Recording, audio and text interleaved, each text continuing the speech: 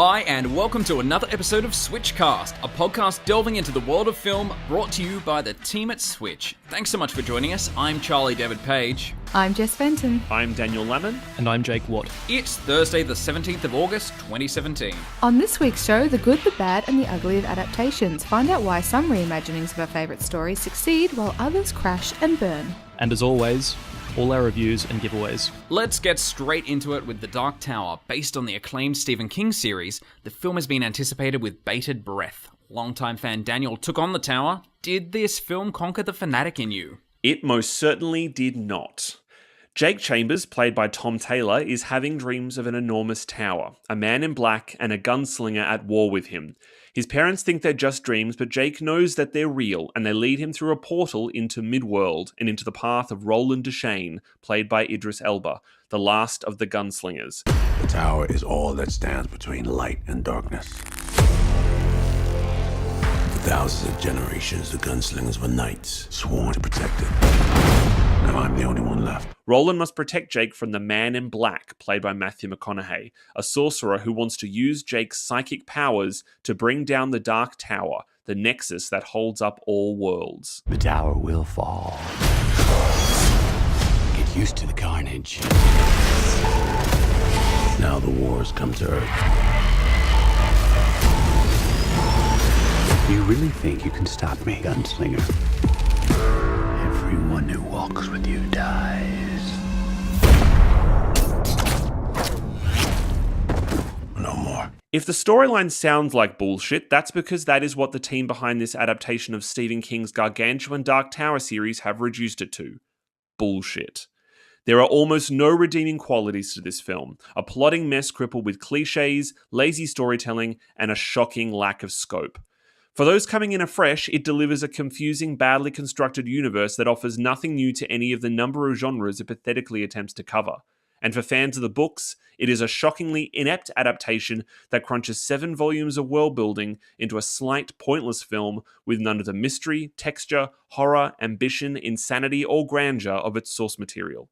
The performances are wooden, the direction is scattered to hell, and the screenplay is abominable, such a narrative and structural mess that even with my knowledge of the books, I had trouble deciphering it. It's as if it were a truly bad action fantasy film from the 90s, unearthed from some dank pit where it was locked away and should have stayed. As an audience member, I was bored shitless, and as a Stephen King fan, I was deeply insulted and annoyed at this missed opportunity. This film has well and truly forgotten the face of its father and wildly misses every single target placed in front of it. This is easily one of, if not, the worst film I've seen so far this year. I'm giving this waste of time 1 star. Did you actually like the books? Have you read all the books? Yeah, I've read all the books except for The Wind Through the Keyhole, the prequel in-between book. But I did. I really enjoyed them. I even enjoyed the later ones. I found the early ones much more biting and interesting, but I just kind of appreciated their ambition. And so it's one of the reasons why I was surprised that they kept pushing to make an adaptation of it, and also not surprised that it hasn't worked because they're just too ambitious and too messy, particularly because, you've got the first half of the series, which King is writing a bit every few years. So there's not a genuine sense of consistency between it. And then you come to the later books after his car accident, after he was hit by the car when he was walking. And you get this sense of he had said pretty explicitly he was trying to write them as fast as he could because he didn't know if he could write for much longer. So there's a great sense of urgency with the last 3 books, but that kind of overcomes the fact that they're just a mess. You revised the first 1 or 2? Yeah, he only revised the first one. He has said that he actually wants to go back. He would go back and revise all of them if he could. But I don't see any kind of reason in that. One of the hopes I had when they said they were going to do an adaptation of the series before it became clear that this was less of an adaptation and more of a continuation of it, was that would be part of the process of going back and actually just kind of easing out all of the narrative threads that didn't quite work. But it's funny in that King's work just generally has a problem in the process of adaptation. Like if you think about, I read there was a list that IndieWire, the playlist, posted a few weeks ago where they ranked all of the King adaptations on film, not even including TV. And I was just struck by how much most of them are just not very good. There are, the acknowledged classics, but most of the time his work is just very hard to translate into another medium. So then a question to you, Stephen King fanatics. Why are there so many of them coming out at the moment? Like, why now? And why are people still persisting with them if that's the kind of consensus that they're just a bit too hard to actually bring to the big or the small screen? Honestly, I don't know. I don't know why it because there was that explosion a few years ago when it went into production, The Stand went into production, and The Dark Tower. I honestly couldn't tell you. It's not like he's written anything of late that's hit the zeitgeist. The last really great book that he wrote was Under the Dome, I thought. He's always... That wasn't a very good adaptation either. Oh, it was possibly maybe one of, if not the worst adaptations. But it was a deplorable show. It really was. But I think maybe it's also because, the other thing about the most recent King adaptations, the big ones that have kind of been shopped around are The Stand, It, and The Dark Tower. They're the three most ambitious and large, they're his epics. So I think maybe it also has a little bit to do with, epic filmmaking is back in fashion a little bit, or certainly was back in fashion at the time these films went into development. There's the multi-format thing, where, like with The Dark Tower, the plan was always to make a combination of films and TV series, which apparently for some reason they're still insisting on doing. Which is interesting. The Stand was going to be, at one point was going to be 3 films, then 2 films, then 5 films. It could hopefully be 2 films if the first film's successful enough. I think it's because now the film as a format is able to actually contain the enormity of King's work. The problem is his work is so malicious and so vicious at points and incredibly unforgiving, but also very sentimental. And it's a very hard balance to get. Like the thing with The Dark Tower is it's about 15 genres all rolled into one. There are points where it is a Western, where it's a fantasy, where it all of a sudden will become self-referential. The later books, King becomes a character himself in the books. And there's an awareness of its own existence, which on the page is really fascinating and kind of cool. But on film, it's kind of almost impossible to imagine anyone being able to actually realize it. My theory is that it's a shared universe. So at the moment, having a shared universe is just the pinnacle of filmmaking. And, Stephen King, like The Dark Tower especially, is like one of the biggest like literary shared universes around. And the only thing that gets in the way of that, though, is the fact that so many of the different properties are owned by different studios. Because realistically, you could have a shared universe for It, The Stand, and The Dark Tower, and pull in all the other ones. But which would be wonderful. It's kind of already there. But yeah, I think there'd just be the problem if there'd be too many legal reasons why they couldn't do it, but it's possible. It does have it's a big sense of world building, which is people always seem to find exciting. From what I've read, and this is kind of maybe like spoiling, maybe not spoiling the movie, like if you read the books anyway, but it sounds like they've included a lot of like Easter eggs in the Dark Tower movie that refer to these other Stephen King properties that have been made into movies, which is fun, but at the end of the day, it's just like sometimes those things can work and sometimes they can be a bit lame. Anyway, you can read my full review of The Dark Tower at maketheswitch.com.au, and you can catch the film in cinemas now. Next up is Logan Lucky, the film which dragged acclaimed director Steven Soderbergh out of retirement. Jess took this one for a spin, so did it set your heart racing? More than anything, it got my ribs tickled. Yes, the man who gave us Aaron Brockovich, Magic Mike, and the Ocean's trilogy has so graciously come out of retirement to give us yet another crime caper, Logan Lucky. I have full custody. I'm getting a lawyer. With what money? I saw you have some sort of robbery to-do list. Charlotte Motor Speedway. Jimmy Logan, played by Channing Tatum, concocts a plan to rob his local NASCAR track with the help of his one-armed brother Clyde, played by The Force Awakens' Adam Driver, and his sister Mellie, Fury Road's Riley Keough, and an almost unrecognisable Craig.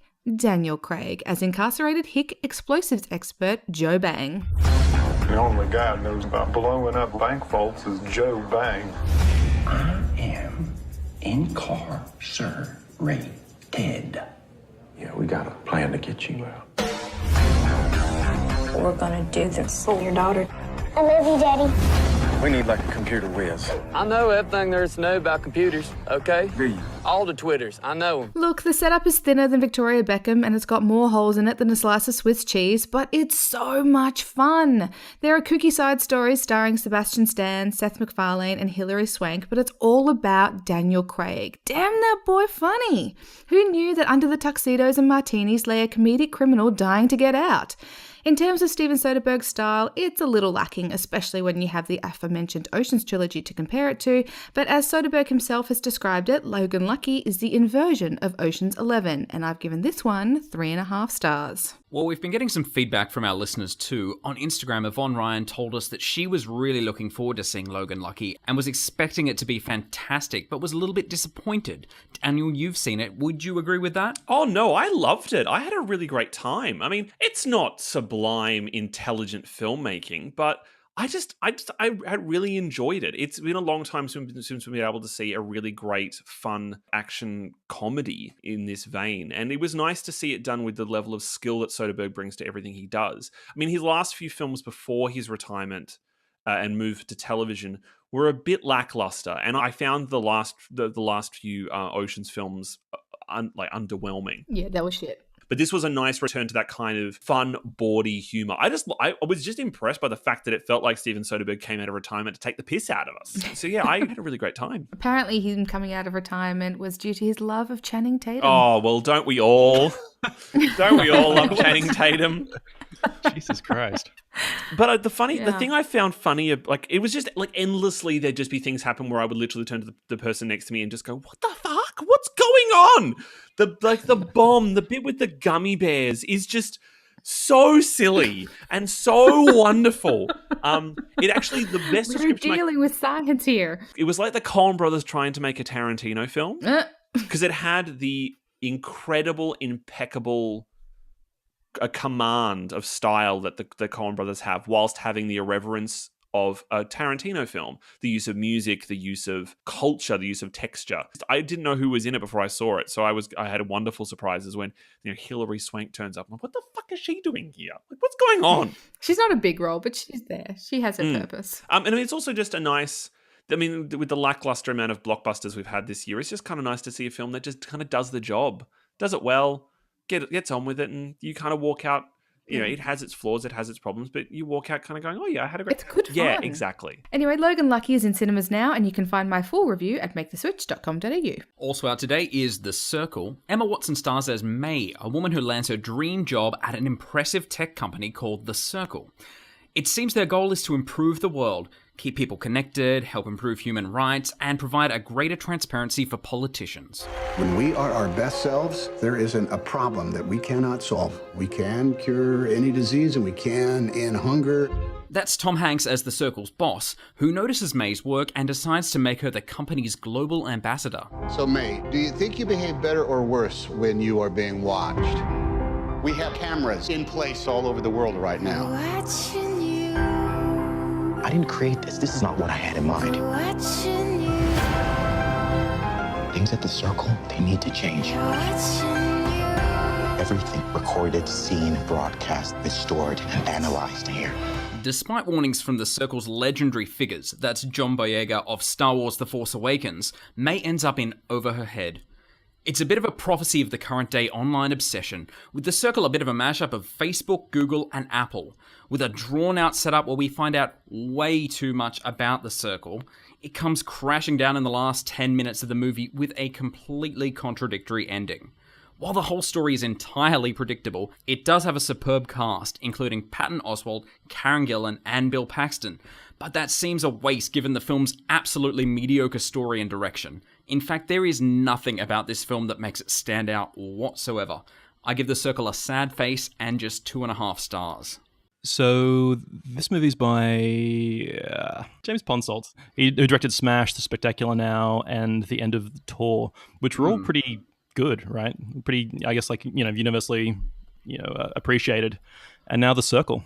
So what is up with that? Yeah, and this is just superbly disappointing. I mean, it's just so plain, but it's one of these films that we've talked about before. It's been plagued with production problems and been pushed back about 3 times in Australia for its release date. I think it came out in about May in the US, so that kind of gives you a bit of an idea of what it definitely kind of film feels like this a film is. that's fallen through the cracks a lot in terms of it for Australian audiences. Oh. I honestly, when you mentioned that this was going to be on this week, I honestly thought it was a Blu-ray release. I thought it must have just gone straight to, or that I'd missed the cinema release. No, but I think it may be out in the States. Yeah, on I think that Blu-ray, may so be that why I got confused. But I mean, it's like films about social media, with obviously one very notable exception, just generally don't seem to ever really work. It's funny that it's such a big part of the world that we live in, and yet cinema just hasn't been able to kind of translate that over at all. But Black Mirror, like sort of TV, does it pretty well. That's true. Yeah. That's not the exception I was thinking, but that's actually true. That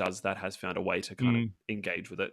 I think the problem with this one is it's trying too much to set up the whole world, which is completely unnecessary because it's meant to be a bit of an omen of where we're headed anyway, rather than actually trying to instill any kind of real fear or provide morals or anything like that. It's just very plain and trying too hard to create another universe that's not entirely necessary. Do you think it suffers from rushing in young adult fiction adaptations? Because remember there was that whole period where we had films like obviously the Hunger Games worked beautifully, but there was the Divergent series, which was just way too rushed, and things like The Gift. But all of a sudden they just appeared. This is based on a book. I'm not sure exactly who the audience is for the book, but I would certainly say the film is not young adult. It's not. I assumed it was. I stand corrected. No, weirdly, it speaks to a much older audience. It's very heavily explaining the social media experience to the audience, in case you don't know. So I'm assuming it's actually aimed at a much older audience than a young adult audience who would be because everything about it just seemed like it was. Also because the director's like The Spectacular Now is a well-regarded piece of young adult entertainment. So I just assumed. I stand corrected. And maybe it's meant to be, but I don't think that should be the target audience for a film that talks down to you so much about a particular It sounds like it doesn't know what its target audience wants to be. I don't think it does either, and I don't think the movie itself knows what it wants to be. It's trying to be very high and mighty, and it kind of ends up groveling around in the dirt with a very, very strange finale that is apparently very, very different to what the book is, which is even more interesting. Apparently it goes off on a completely different tangent, which is bizarre considering it was co-written by David Eggers, who also wrote the book. Oh, it's based on a Dave... Oh, I should have researched this better. It's based on a Dave Eggers book. Oh, this makes it even more disappointing that it's not very good. Dave Eggers is a great writer. Sorry, I'm just going to be over here and be ignorant for the rest of my life. Just a random question. Has there ever been a good... Like, this is billed as, I guess, a techno thriller. Has there ever been a good techno thriller to even warrant that being a category or genre? I mean, Lawnmower Man was pretty awesome, but aside from Lawnmower Man or... I mean, the films like The Net and Virtuosity and Antitrust. I mean, you could almost argue the Terminator films maybe are a tech thriller, but that's a stretch. I guess. No, I can't really think of... Maybe it's like... video game films. They're just a black hole where nothing ever works. I just think maybe this genre, like techno thriller, they should just kind of maybe not make these movies anymore unless there's some kind of, killer robot involved that looks like Arnold Schwarzenegger or a kind of shiny steel skeleton. If those things aren't in a techno thriller, Jake, what's demand to Hollywood? No more tech thrillers. I don't know. No, I think that this genre doesn't work because once upon a time, like around the Terminator era, they were talking about things in the future and they were trying to predict and how it would go and how it would be and what we would be like, and everyone was so far off. And now we're here and we're living it and we're using technology and social media and stuff to send pictures of our tits and ass, and we're not using it to destroy the world anymore, with the exception of hackers and child porn. So it's not as scary as we thought it might be then. Yeah. And I just think that this genre doesn't work because we're here, we're in the now, we're living it, and it's not what everyone thought it was going to be.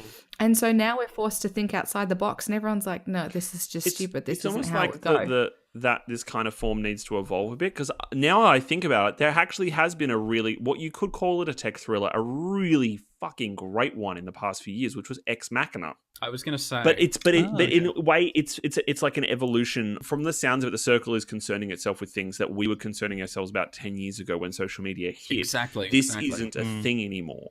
Like Stephen King has written about shit like this decades ago. We've maybe it's just that it's the time of this has come and gone. I think social media, like especially if you're going to write a thriller about social media, like social media is such a personal experience. It's kind of hard to write a thriller that talks about that can appeal to like a mass audience, because I guess like everyone's just going to go, this doesn't really apply to me. This is just like dumb or whatever.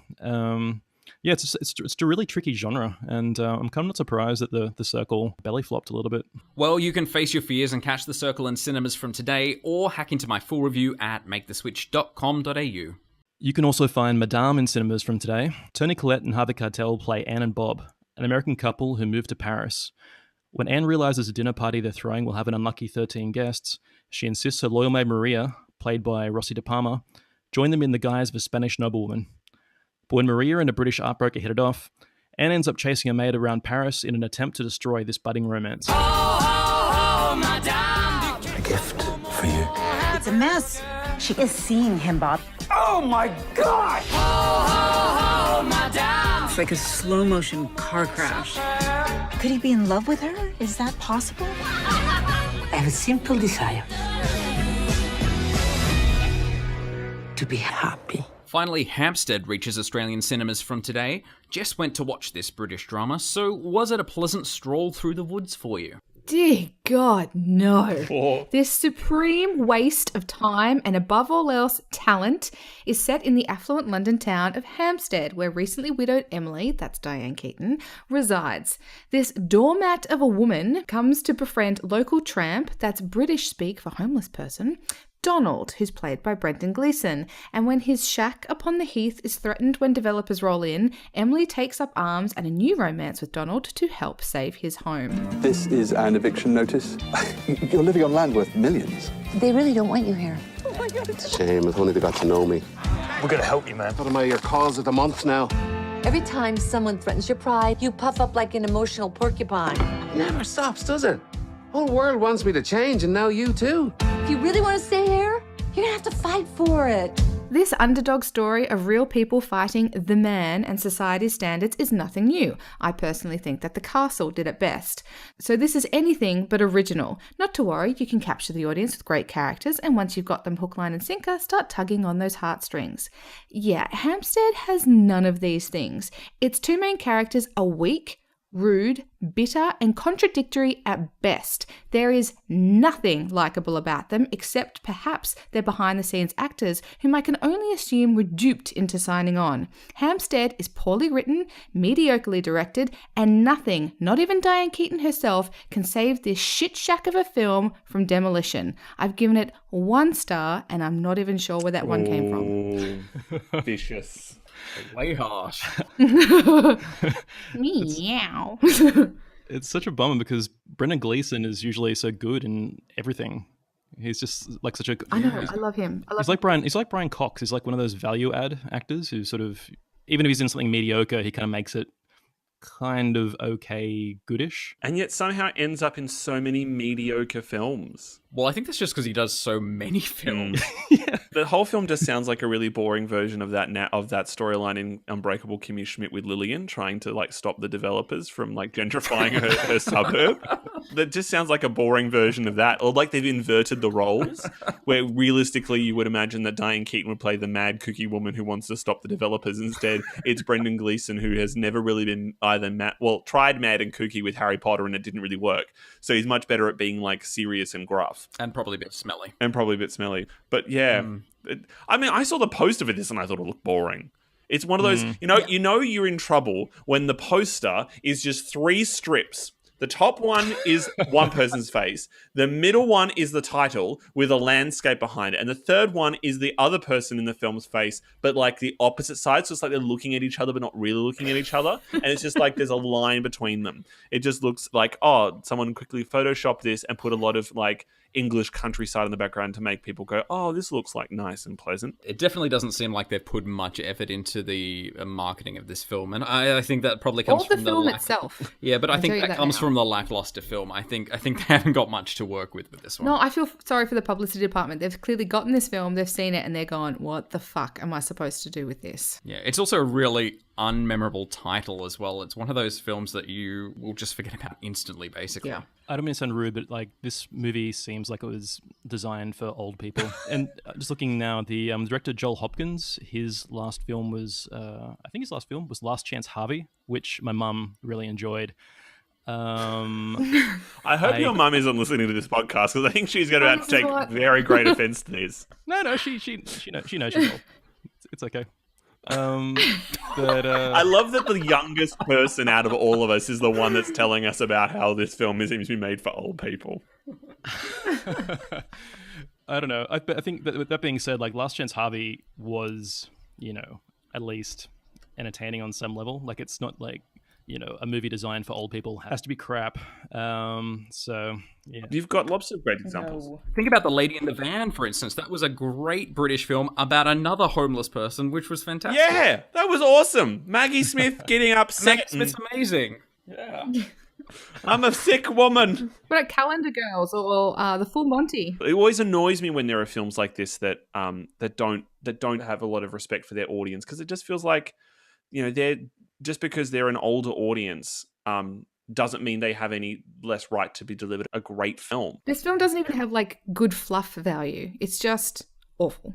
Oh. Anyway, you can find Hampstead, although I'm not sure why you'd want to, in cinemas from today, and my full review is up now at maketheswitch.com.au. Now let's check out the upcoming films in our trailer wrap. Here's the first trailer for The Death of Stalin.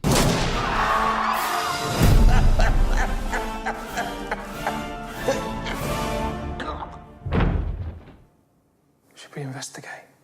Should you shut the fuck up before you get us both killed? Stalin's dead. He's dead. Stalin is dead! Oh my God. Our general secretary is lying in a puddle of indignity. Yeah, he's feeling unwell, clearly. I want to make a speech at my father's funeral. No problem. Technically, yes, but practically. When I said no problem, what I meant was no problem. I'm very excited about this film. Like, as soon as it was announced, I was like, I'll give you my money now. You just got to look at the cast. So it's not just the cast, but also the fact that it's being written and directed by Armando Iannucci, who is the creator of Veep, the award-winning HBO show, but also, more importantly for me, one of my favorite TV series of all time, which is The Thick of It, the British political satire, which was also adapted into the film In the Loop. This is his first film since leaving Veep, and his first film since In the Loop, which he got an Oscar nomination for. So the fact that one of the great political satirists of our time, who has developed this incredible style that is built around like a basic structure and improvisation, who is able to pull the best actors imaginable around him, is taking on the death of Stalin and the political fallout from the death of one... With British and American actors. And I love the fact that they don't even bother to change their accents. Like, that's just perfect. No. It's not about how they're saying it, it's what they're saying. And it's one of those films where you just have no idea what it is you're going to get. There's a rumor. He said that the original cut was like 5 hours because there was just so much improvising. So it's having to kind of fashion. But if you cut film. out the swearing, it'd only be like 30 minutes. I know, right? I hope this has a lot, I hope this has more swearing than the trailer does, because the way that Iannucci uses swearing is the way like Shakespeare uses the English language. It's magnificent. So it's like I just kind of look at it and I just go, this is a wonderful combination, and particularly from one of the great comic geniuses working in both television and film today, the fact that he's taking on a subject like this is just really, really exciting. I'm looking at the cast list now, and it's Steve Buscemi as Nikita Khrushchev. No, yeah, really? That's enough. Yeah.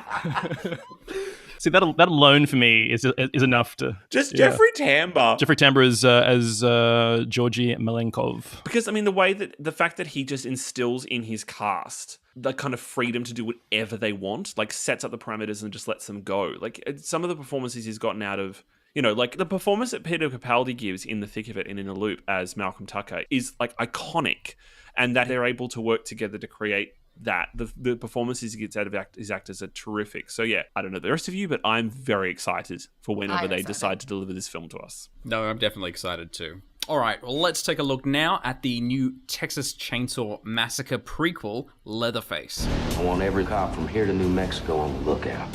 This is evil. He's putting down.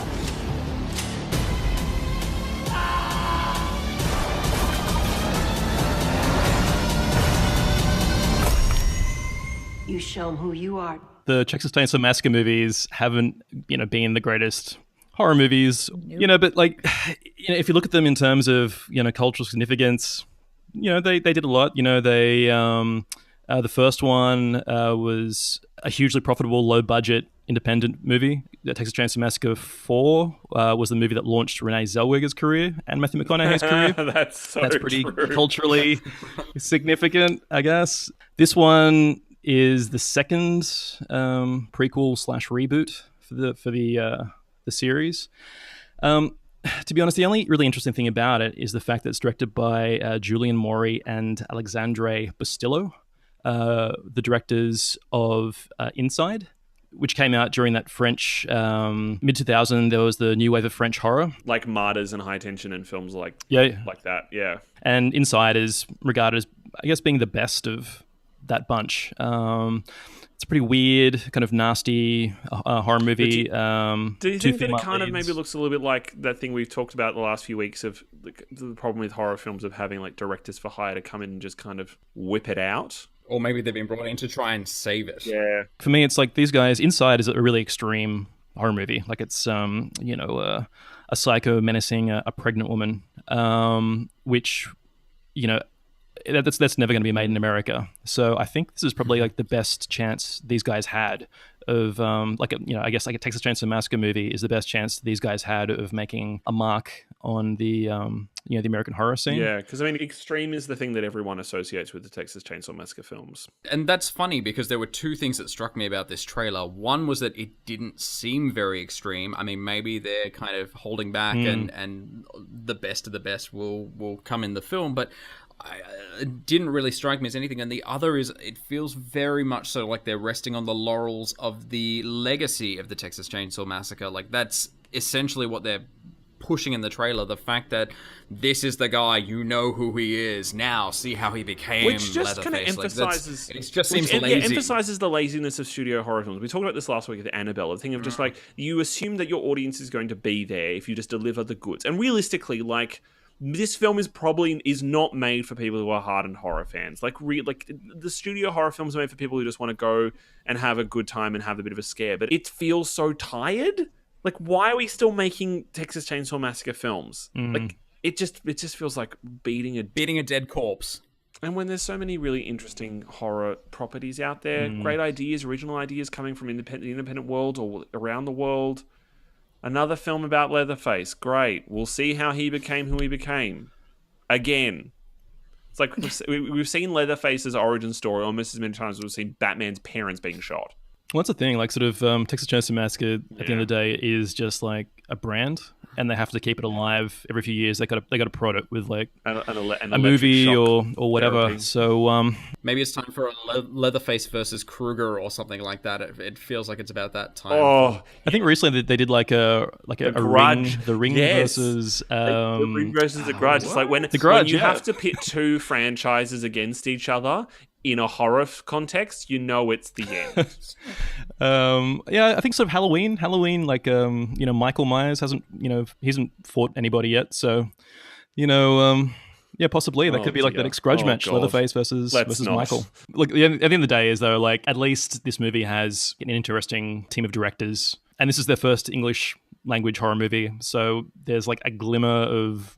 Who knows? A vague... It might 2% chance that this will be good. Okay, in cinemas today, there are two films taken from successful books and transformed onto the big screen, The Dark Tower and The Circle. Adaptations are nothing new, but the past 12 months has seen a slew of them, with few of them actually gaining praise or box office dollars. So why is it so hard getting these much-loved stories to work on the big screen? I have a lot of thoughts about this, but before I delve into them, I might just let other people talk for a bit, because I feel like I've been talking a lot today. On this. Why should today be any different from any other day? Here's what I'm interested in. It's not so much the book to film adaptation or the film to TV or TV to film. It's that there are so many platforms to go across these days that when one doesn't succeed, they simply jump trying to find their audience. Yeah, my example is this. There was a book series, The Immortal Instruments. The Immortal Instruments was a famous YA book series. It's still going on today. Then that became a movie starring Lily Collins, which tanked, and now it's so actually boring. quite a successful TV series that you can find on Netflix, and I think in the US it's on the CW network. So it's just jumping from, medium to medium. And the same with... The Divergent series has done the same thing. The Divergent series, yeah. So that hasn't done well either. So they're now turning the last one into a made-for-TV movie, which I think they're trying to transform into a series. And The Dark Tower is a book series. It's been turned into a film that they're hoping will segue into a TV series. And again, The Dark Tower isn't doing so well. So that's what interests me most. It's not about success and whether one can do the other or what have you. It's the fact that the minds behind all of these things are like, well, we're just going to keep going until one of them sticks. Yeah, it's the right medium. I think it's putting a business in front or concept in front of material. Like worrying about what your plan is going to be. Like this idea with The Dark Tower of it being multiple films and TV series has been there forever. Like they've always thought of it at one point they were going to do it with The Stand. But it just seems to be like with the Divergent series, like, guys, just let it go. Like, let it die. Like, why? If it's not working, then it's not working. They don't want to hear the word no. Like, they sit there and go, oh, but the book was so successful. Why can't because they bought the rights to it. They've spent money on it. Because it's a book. It was designed to be a book. It was written as a book. I think Charlie's right, though. It is partly about the investment. Because some, adaptations have existed since the beginning of cinema. The first pieces for films were adaptations. It's all they're nothing new. It's like complaining about sequels and stuff. Like they've always been there. But the difference now, I think, is the fact that now, because those investments are so significant, there is the need to want to be able to even with something like just talking about Leatherface, hold on to properties, maintain them. So having to push them into different mediums may just be a way of holding on to them. And even with the Divergent series, that would still be millions and millions of dollars that they've already put into that. They've bought the rights to that, and they've got to do something with it. They can't waste that money now. Just in regards to The Dark Tower, I think they they already planned to make a TV series spin-off, but because the movie has had such a rude welcome, the last time I checked, they're actually surveying audiences to see whether they think a TV series actually work, whether that'd be something they would be interested in watching. So it is kind of tenuous at the moment. Well, they've announced it, but now they're just going to audiences going, so do you guys really want to see this? Or in your preview piece for the Dark Tower, Jake, and talking about the fact that Idris Elba may actually be in it, and potentially, depending how it goes, Matthew McConaughey. But I guess if the film is really not tickling audiences' fancies, then why not just start afresh? The way that works is Idris Elba, from what I gather anyway, would just be the framing device for it. So he might even have to do a voiceover or something, and then it'd be all about the younger version of his character. And Matthew McConaughey's character in the movie is a shape-changing dude anyway, so they could easily get a cheaper actor to play him in the TV series and whatnot. I think, though, back to the question that Jess posed of why is it so hard getting these much love stories to work on film or television, or even just a translation of mediums from television to film, or video games to film, or stage to film. The principle, Disney rides to film, or board games to film. I think at the end, I can only I've been thinking about this a lot in terms of, mostly in terms of stage or literary adaptations to film. I think the problem always has to come down to, does it maintain the soul of the source material? I often find that the adaptations I prefer are the ones that aren't narratively faithful to the original source material. For example, my favorite film is Lord of the Rings, and I think the adaptation is spectacular. I think it's a terrific adaptation, but it doesn't stick to the book. The Lemony Snicket film, I love the film because it is its own thing. You can't expect that in the translation from one medium to another that you're going to be able to maintain everything, because different mediums have different requirements. And oftentimes, it's, as long as it has the heart there, for me, that sometimes makes up for any kind of narrative changes I have to make. The flip side is often the ones that I don't like are the ones that are too faithful, because that kind of strangles them from being able to embrace the medium they're in and all the possibilities. I've never read any of the Hunger Games books, but I can tell watching them that these aren't exactly the same as the books, that there is at least an acknowledgement of the fact that it has moved into a different medium and there's a different language to tell a story. This is going to be controversial, but one of the adaptations I really don't like is the Harry Potter films, for that reason, that they're so faithful that it's stifling. When you get to I think the big example I can think of is the Goblet of Fire. Rita Skeeter has no purpose to be in the film, but she's still there. there's no narrative reason for her to be there, but she's there because it's too busy being too faithful. The first 2 films are literally just kind of color by numbers adaptations. It isn't the better ones of those films are the ones where they embrace the fact that you can't do the book. You can't literally do it. You know, the best stage-to-screen adaptations, Streetcar Named Desire, Angels in America, Who's Afraid of Virginia Woolf, all of those ones. Grease. Or actually, no, yeah, Grease, and actually also things like The Sound of Music. They understanding of going, this is not a thing on stage, this is something else. This is a film. So having to adapt it into film language and explore the possibilities of what comes with that. Just jumping on your point about Lord of the Rings, can you imagine if they made a Lord of the Rings movie with like Tom Bombadil and the chapters of sort of elvish singing and all that type of stuff? Like it'd be horrible. Well, even if they were to follow the basic structure of the books, like the way that the books are structured is not film. It's when that people say that something is unfilmable.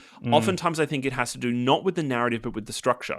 The Lord of the Rings was able to find a way to make the structure work for it because it blended the different parts of the narrative threads that are disparate in the books and actually blended them together really beautifully. The Hobbit, as a complete flip side, that is an unfilmable book. Because it doesn't, like all the things that make The Hobbit so wonderful on the page. It's similar to The Dark Tower. What makes it so wonderful on the page doesn't necessarily work as well for film because of the way that the story is being told. It's similar to like video games. Video games now are finding a way to have cinematic storylines and narratives, but most of the time, those narratives exist because you're able to follow it in your own time, that there are a much more expansive world that you can explore, but the narrative doesn't lend itself to film. The Hobbit is an episodic book without a strict narrative structure, so of course it was never going to work as a film. And a video game is about your experience of it, so it's harder. I suspect that's one of the reasons why they haven't worked either. Yeah, I mean, video games are a weird one because you do have often that lack of linear narrative, or if you do have it, it is, like you say, something that doesn't perfectly translate. But for some reason, there has never really been a successful adaptation of a video game to cinema.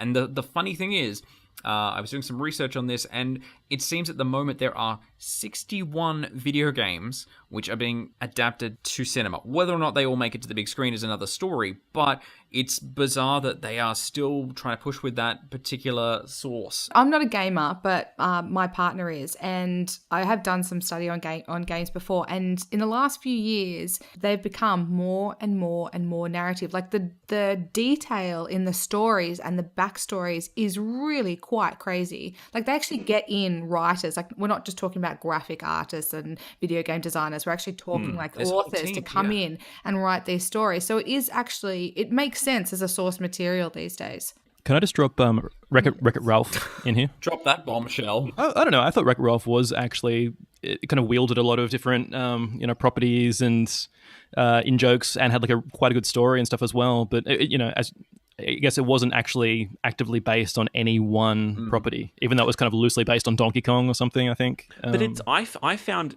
its strongest section was the section, like the first act, where it was referencing and playing in the world of video games. As soon as it got to the Candy Sugar Rush or whatever it was, I lost interest completely because the language was about candy and not about the video game world. And it had done so beautifully in that first act. It had played so well with all the tropes and the images and the ideas of the video game world. But yeah, I that's why I mean it was the best, but it represented the best because of how well that first act worked. And then the worst by the fact that it just lost sight of what it was that the audience was there for. So here's my take on why video games don't work. Money. It comes back to this thing of Hollywood knows that video games are hugely, hugely more popular than film at the moment. There is so much more money being spent on games than there are on film, and they want to cash in on it. So I think they're trying to do that any way they can, and I think that ends up meaning that you get a lot of very mediocre, very lackluster video game adaptations. That's my theory anyway. It's kind of funny though, like the names who, like some pretty high profile like directors have been attached to video game adaptations. Like shall we talk about Assassin's Creed? Yeah, Assassin's Creed, Jesus Christ. The director of I know. Like we all cried over that one. Yeah, it's like Snowtown, Macbeth, Assassin's Creed. It's a really funny one. And the guy who directed Prince of Persia: The Sands of Time, Mike Newell, yeah, Mike Newell. he's responsible for Four Weddings and a Funeral. Like he's responsible for a lot of the really great British Four films. Weddings and a Funeral, Into the West, Goblet of Fire, Love in the Time of Cholera, Great Expectations. That's an impressive CV. It's not like they're not getting, impressive people attached to them. But yeah, look, at the end of the day, I think it just comes down to a pool of commerce and wanting to create something that's a product that's workable based off a piece of source material and just not understanding the source material it's coming from. Moving on. So we are now nearing the end of the Melbourne International Film Festival for 2017, sadly. But we've been able to see quite a number of films in the last few weeks, and particularly since last week's podcast. So I thought it was a good chance for us to sit around and talk about what are some of the things that we've seen. Jake, you've caught quite a few, actually. What have you seen? So straight off the bat, I guess the Butterfly Tree. Mm-hmm. It's a low budget Australian drama, first time director, first time screenwriter. Just a really pretty movie. Just a really beautifully filmed movie. So beautifully filmed. Yeah, I know, right? In my review, I sort of mentioned it at times. Like there was a few scenes there I was reminded of, Dario Argento, like the 80s, 90s Italian horror director who's his signature thing. That's a pretty big. Yeah, I know, man. There was a scene towards the end where I was just kind of like, this does have a bit of a Suspiria vibe. It's that the colors are so lush and they pop and from everything from the the lighting to just the actors' faces in close up. Hair colors are vibrant. This is the one with Melissa George in it? Correct. Melissa George and Ed Oxenbould. Yeah. And she's good. Australian treasure, Ed Oxenbould. Yeah. And they're all the actors are great. They are fantastic. And it's really contrasting to a lot of other Australian films. It's got that real liveliness, that real colourfulness to it that you don't get in so many Australian films. And it also completely deviates from the kind of dark dramas that Australia is so well known for. It's quite funny because the movie is quite dark, but it's handled in a really light way. As I mentioned before, the woman who wrote it, she was inspired by Pan's Labyrinth and Amelie and kind of wanted to do an Australian take on that. And even though the storyline is quite serious, it also has this really nice sense of whimsy about it. It's that fairy tale element that it has, which I think is what makes it so unique. Yeah, it's great. I saw a few music documentaries, Revolution of Sound, Tangerine Dream. Oh, how was that? That was really interesting. It was a pretty dry documentary. It didn't really delve too much into the actual band members themselves. So there's no real kind of, inter-band drama or whatnot. But, Tangerine Dream is such a fascinating band anyway. They've had such a huge impact on music, film, video games. So is it more about their cultural impact as opposed to their the actual band itself? Yeah, a bit of both. So it basically follows them from their inception, when they all met up in Berlin as kids, given a big break by Richard Branson to make music, and then they sort of segued into making some really iconic film soundtracks during the 80s, and then moving into stuff for example, until I watched the movie, I didn't realize they did the soundtrack for one of the Grand Theft Auto games. Oh, really? Grand Theft Auto 5, yeah. They just had their fingers in just a lot of pop culture and stuff. The other one I saw was A Life in Waves, about a musician called Suzanne Ciani. This is a new documentary from the director of Glow. Glow's the documentary about the female wrestlers that got spun off into the new Netflix series. I guess Glow was interesting for the fact that it gave you a look at these women who pioneered female wrestling. This new documentary about Suzanne Ciani is the same sort of thing, but it just goes through her career, her impact in the advertising industry. She used her musical nous to invent a lot of popular sounds in 80s ads, but especially for Coca-Cola and things like that. She was involved in computer games, so she invented a lot of sounds that you might sort of recognize from 80s computer games, Xenon and Gallagher and Atari computer ads. Yeah, just an interesting lady, a genius, you'd say, just a really talented musician, really diverse. And at the same time, when she was doing all this type of stuff, she was the only woman who was doing it. There's so many documentaries about music and pioneering music, so always seem to be so much focused on men. So it's quite exciting to hear one that is about women. Yeah, it's really amazing what she managed to accomplish. The last movie I'll mention is A Quiet Dream. It's a Jim Jarmusch South Korean urban comedy. Just a really charming, quirky little movie about a bunch of misfits in Seoul living on the grimy end of town. It is like sort of like an early Jarmusch film. It's just like a bunch of characters on screen, just like talking shit. Quirky sense of humor, like no real flash to it. It's also filmed in black and white. So basically just run down the storyline.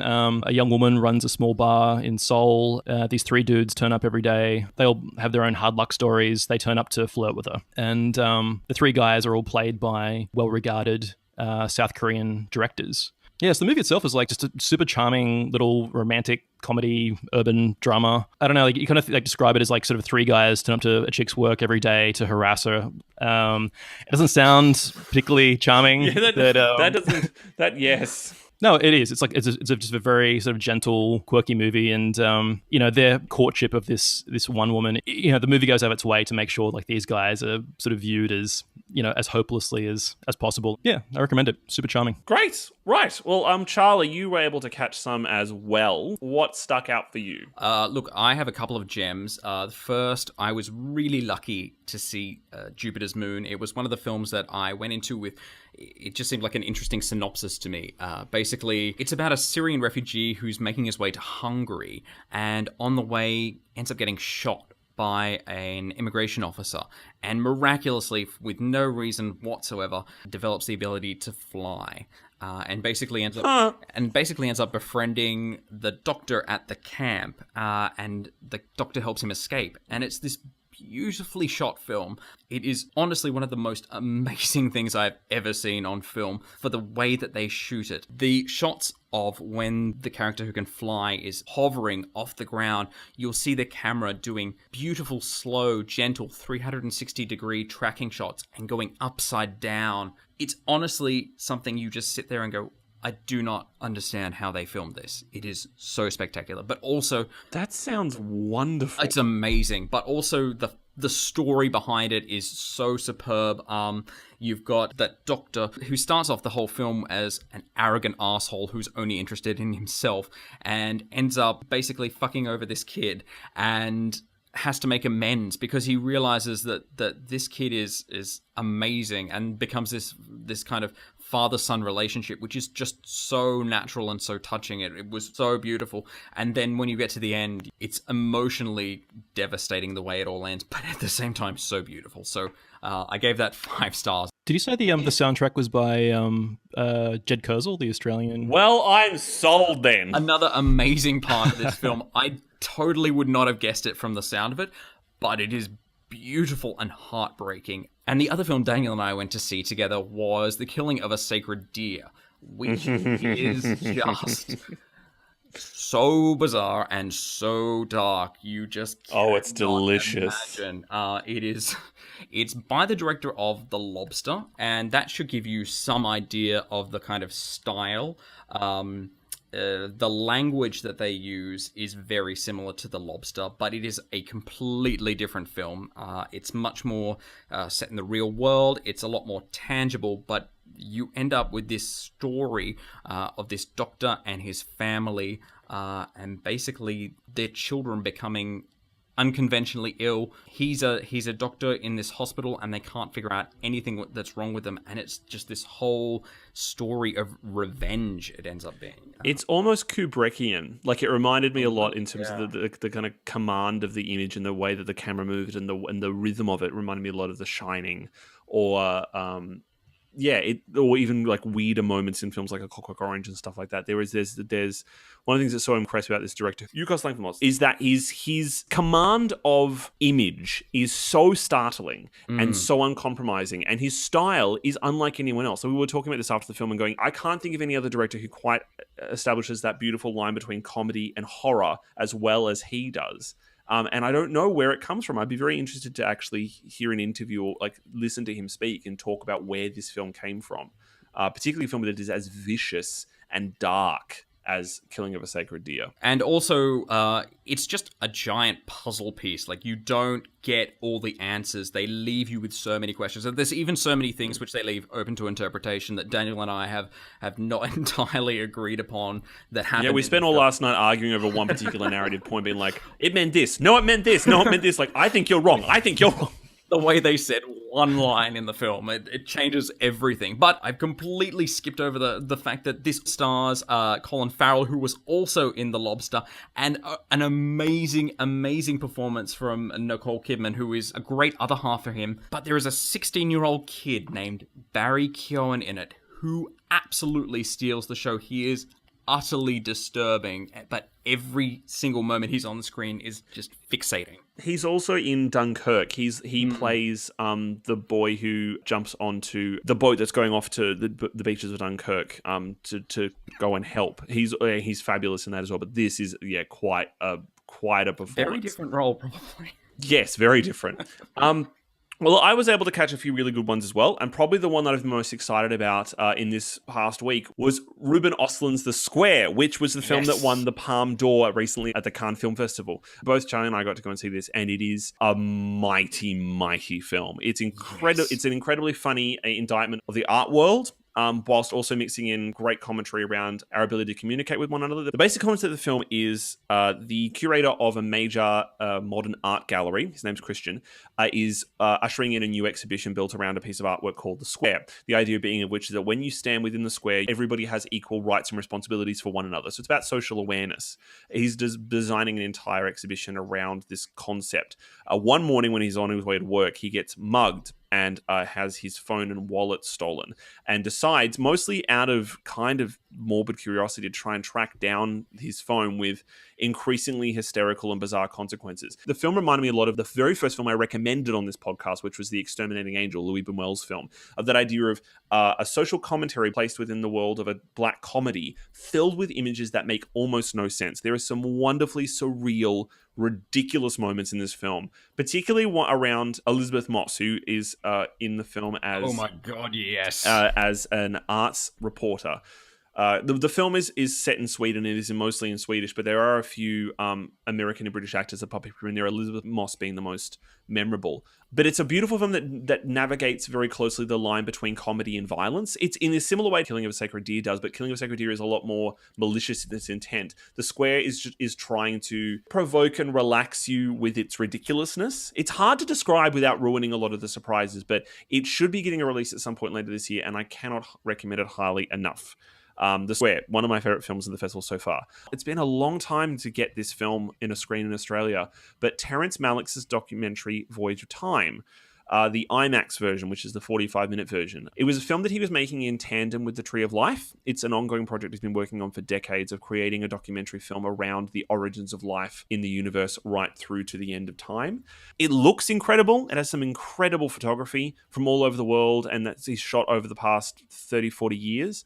But essentially, it's kind of an expanded version of that 20-minute sequence in The Tree of Life that doesn't work quite as well. I know quite a few people around me were very impressed by it, but I was a bit unmoved. It has a narration with Brad Pitt that is very on the nose. And I love Terrence Malick's films and his writing, but it's a little too on the nose. And I kind of would have preferred it if the film had just kind of been a beautiful symphony of just images and music.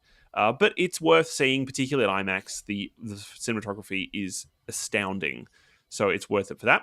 And last film, quickly to wrap up, the last film I got to see Todd Haynes' new film Wonderstruck. Todd Haynes, who directed Far From Heaven and Carol. It's adapted from a book from the same writer who wrote Hugo. It's a much better film than Hugo, which isn't hard. But it moves between two time periods. One, it starts in 1977 about a young boy who his mother dies very early on in the film, and he doesn't know where his father is or knows who his father is, and he finds a clue in his mother's bedroom, which leads him to believe that his father may be somewhere in New York related to the Museum of Natural History. And then the other storyline is set in 1927 about a young girl who lives just outside of New York and is also drawn to the Museum of Natural History for her own personal reasons. There's a lovely little surprise in the film, but the way that Todd Haynes handles it is beautiful and gorgeous and has wonderful performances, particularly from the two leads. The young boy who's in the 1977 sequence was also who played Elliot in Pete's Dragon, and his performance in this is terrific. But the real standout for me was the young girl in the 1927 sequence, for reasons that will become clear when you see the film, which I think is in about a month or two. It's getting an Australian release. So yeah, there's been some really great films in the festival so far that I've really enjoyed. And there's only a few days left of the festival, but we'll be back next week with a few more of our film reviews. And be sure to check out our Myth mini site for all the reviews of these films and more at maketheswitch.com.au. We have some great giveaways for you this week. Up for grabs is A Dog's Purpose from Lasse Hallström, director of The Cider House Rules and The 100-Foot Journey. The film shares the soulful and surprising story of one devoted dog who finds the meaning of his own existence through the lives of the humans he teaches to laugh and love. Hitting cinemas soon is the biopic Morty, and to celebrate, we have 5 double passes up for grabs. Based on the true story of 50s Canadian artist Maud Lewis, Morty is an unlikely romance in which a fragile yet determined woman named Morty, played by Sally Hawkins, is hired by the reclusive Everett Lewis, played by Ethan Hawke, to be his housekeeper. Despite crippling arthritis and their tempestuous relationship, Morty's passion for art leads her to become an international sensation and form a powerful bond with Everett. This is a gorgeous film with an extraordinary performance from Sally Hawkins, so I encourage you to enter the competition to win tickets. Finally, we also have 5 copies of John Wick Chapter 2 up for grabs. Keanu Reeves returns as the infamous hitman John Wick in this action-packed film that rivals even its own predecessor. Forced out of retirement by a former associate and bound by a blood oath, Wick must re-enter the criminal underworld. Backing John Wick into a corner is never a good idea, but watch him kick ass as though in a graceful ballet of violence and gunfire. For your chance to win this great prize and all of our giveaways, head to maketheswitch.com.au/comps now. Now, before we go, we'd like to offer some cinematic inspiration, with each of us suggesting one film that you should see this week and why. I love this bit. This is my favourite bit of doing the podcast. Just so people know, we don't know what anyone's going to say before they say it, so this is very exciting. Which is how I'm able to get away with this. I'm going to cheat and do 1.5 films this week. What? How dare you? What does that mean? Daniel runs to shelf and grabs piles and piles of world classics. Hey, I'm making the rules here. No, my first recommendation is just to reinforce go and see Jupiter's Moon. That is simply all I'm saying for that. Oh. I mean, when it comes out, not like right now, because that's a bit hard. Go to it at MIF. I don't care. Well, actually, you do care. That's why you're recommending Shut it. up, Daniel! But my real recommendation is, and it's one of the first films that I actually reviewed for Switch, is The Adventures of Tintin. Oh, yes! Oh, yes! Wonderful film. Well done. Isn't it? Like, every single time I watch this film, I still find new little things about it. There are so many clever set pieces that they have put in here. That chase sequence through the, like, in the middle of the film, the single shot one, is fucking astounding. It's just fucking astounding. There are so many amazing moments of this film there, and it's got such a great voice cast. You've got Jamie Bell, Andy Serkis, Daniel Craig. It's directed by Steven Spielberg, and I can only hope and pray that they are still working on future Tintin adventures. My boyfriend has a serious crush on Tintin in that film. Not on Jamie Bell, just Tintin. I find that a little odd, but sure. I have a crush on Flynn Rider from the Disney movie Tangled. Oh, but he's got a goatee, Jess. Oh, no. No, I much prefer Kristoff in Frozen. He was mine. Oh, that's because you love Jonathan Groff or whatever his name is. Yes, I do, and that's his name. My future husband, Jonathan Groff. In case you're listening to this podcast, Jonathan. Just so you know. Sorry, Paul. Yes, sorry, Paul. Jonathan Groff, all the way. All right, so that's my recommendation. Jess, what about you? Okay, well, each passing day, I get more and more excited for Thor Ragnarok, and I can only turn that anticipation into looking at Taika Waititi's past films, so I'm recommending the fantabulous vampire mockumentary, What We Do in the Shadows. Yes! Okay, so you heard me right. It is a vampire mockumentary. It is about a group of vampires that house together in New Zealand, and it is... Wellington. Yeah, Wellington is in New Zealand. And it's fantastic. It was written and directed by Jermaine Clement from Flight of the Conchords and Taika Waititi, and it has a host of other people, including Rhys Darby, who plays the leader of a werewolf pack, who are the rivals to the vampires, and it's hilarious. They go out on the town, they try to meet new people, they've got a familiar, they introduce someone else into their little group of people, and it is so funny and it is so clever, and I can't recommend it enough. All the stuff around the beast. Yeah. Just hysterical. I love just when they're getting ready to go out on a night in the town, and because they don't have a reflection, so they sketch each other. They sketch each other in like charcoal to show them what they look like. Watching them discover the internet. So wonderful. Yes, it's very good. It's very, very good. That has got to be one of the best mockumentaries in a long time. All right, Daniel, what about you this week? All right, you're going to have to wait a bit longer because Brent's not here to find out what my trashy film that I love is. So I'm going to go with a classic British film from 1947, of course, Black Narcissus. So this is a film from Powell and Pressburger, one of the most important filmmaking teams from that period of British film. They made films like A Matter of Life and Death and The Red Shoes. But Black Narcissus is about a group of nuns who are sent to a convent in Tibet to establish a church up there, high in the Himalayas.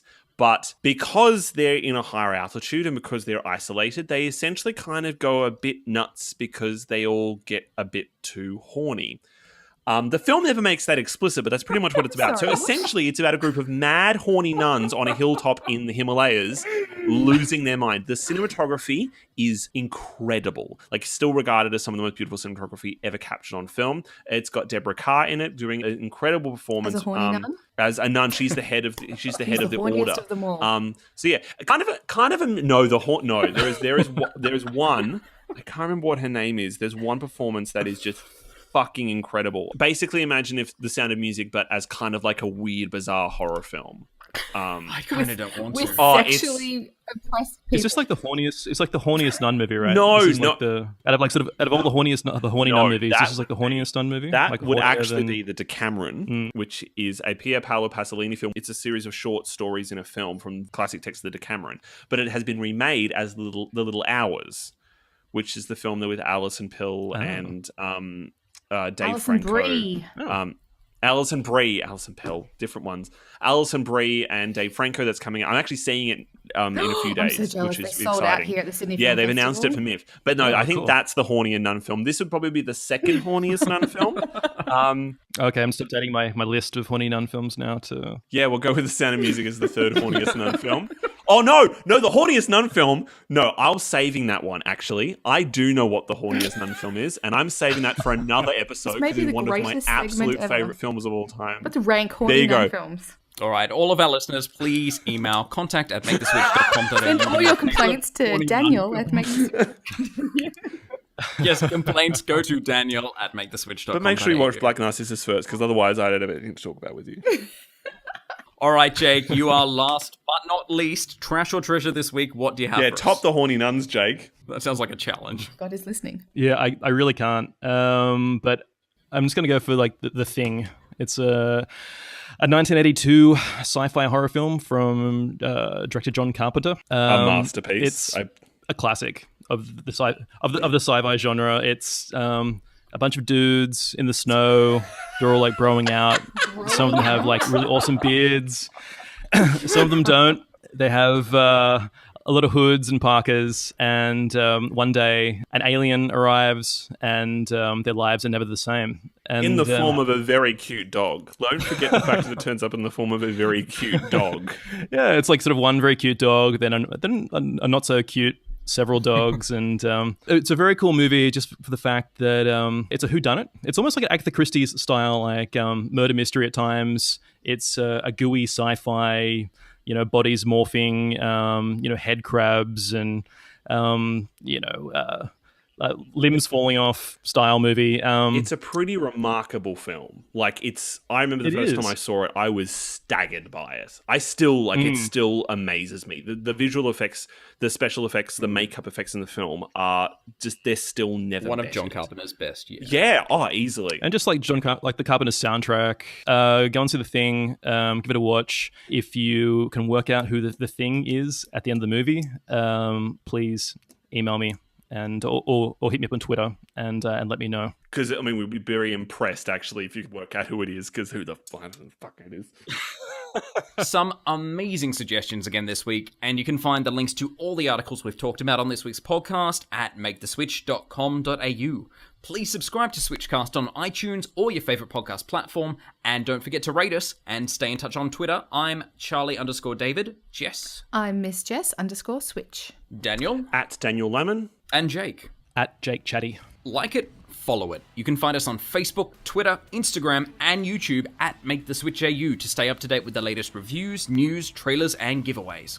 And you can find all the notes and links to everything we've discussed on this week's podcast, as well as other episodes, by visiting switchcast.com.au. On next week's show, I'll have my full review of Morty, and we'll also be reviewing Charlie Hunnam in The Lost City of Z. Thanks so much for listening. We'll see you all next week.